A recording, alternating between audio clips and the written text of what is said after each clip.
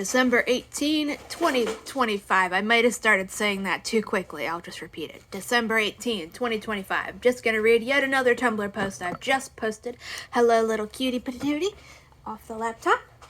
That was Jakin coming over and pouncing on top of the computer because they don't understand that some things can't be stepped on yet. Gonna be reading the Tumblr post I just made because I'm doing things and it's very obvious. If the plot of your story falls apart at the smallest application of logic, it's a bad plot. Murderbot just saw firsthand the power of lawyers to magically control through vague and mysterious magical means the evil corporations in a supposed capitalist dystopia. So why the fuck didn't it literally just go, when the random academics explain their problem in book 2, oh, well, it sounds like you need a lawyer, not a bodyguard or an enslaved meat shield. I know a great lawyer. I'll give you her number.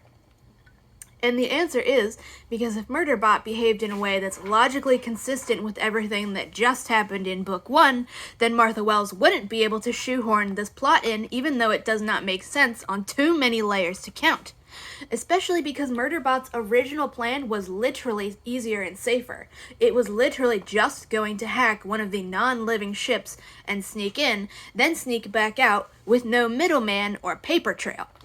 But then Art said, well, actually, you should just do this thing that's way more complicated, dangerous, and creates a paper trail of your being here.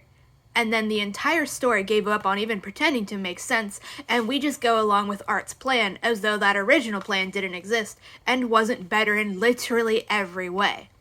Because Art said it, so we're just supposed to go along with it without thinking about anything.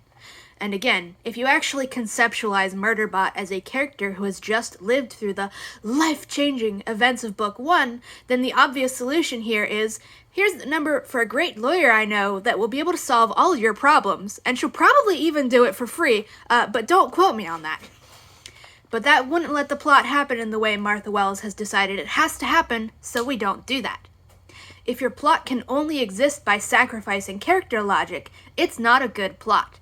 If your characters just go along with everything that happens no matter how little sense it makes for them to do so, they're not good characters, and your audience has no reason to actually try to make sense of them or their motivations. Martha Wells can't even keep demons are weak to water straight, but that's just the most brazen example of her, the plot I've decided on is always right, no matter what the characters would actually do in this situation or what rules I've already established for this world. Literally. Why doesn't Murderbot immediately go, oh, Pin Lee would solve this for them in 5 seconds?